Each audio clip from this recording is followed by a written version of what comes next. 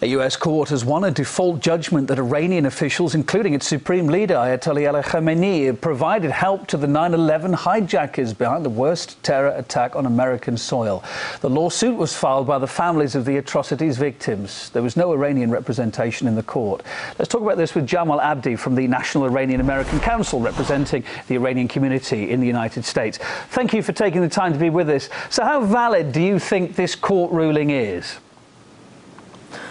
Look, I don't see any evidence that is particularly compelling that Iran had a direct role in 9/11. I think this is really scary that we're going down this pathway in which, 10 years after the September 11th attacks, 10 years after we saw first Afghanistan and then Iraq fingered for those attacks and then invaded by the United States, that we're now hearing the same type of rhetoric about Iran.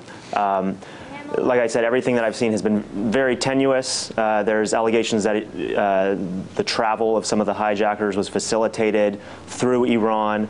I don't see a direct role at all. So you're suspicious of the timing of it, of course, coming at a time when a lot of Western countries are also ratcheting up the pressure as well against Iran, sanctions, etc., over those claims about the fact that Iran's suspected of developing nuclear weapons. You think there's some sort of kind of tie-in here with the timing, yeah? Well, look, I know that we have seen in Washington, there's been a campaign in New York to link Iran very publicly to 9/11. On the anniversary of those attacks earlier this year, there was a billboard campaign in Times Square with Ahmadinejad's face and something along the lines of, the silent partner of Al-Qaeda. There's clearly a campaign right now to try to ratchet up the pressure for yet another U.S. attack on a Middle Eastern country. And I just think this is so dangerous. And if you go back to when those attacks happened, immediately afterward, Iran condemned the attacks. There were candlelight vigils on the streets of Tehran in solidarity with the Americans who lost their lives. You saw Iran cooperating with the United States in helping topple the Taliban, who is an enemy of Iran, as was Osama bin Laden.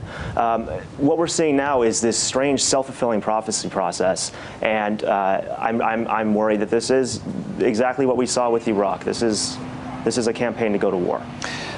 This ruling was reached even though the Iranian side didn't appear in court. I guess it was kind of naive, you'd think, to expect Iran's supreme leader to come to a Manhattan court, no? Well, yeah, I don't expect the supreme leader to be traveling anywhere because he's frankly pretty cloistered in Iran. But I do know that, first of all, the victims of terrorism do deserve the right for justice. So to say that they shouldn't pursue justice, I don't think that that's right. And we also do know that Iran has been represented in similar cases before related to attacks that have been committed by Hamas and Hezbollah. So there is a precedent for this type of thing.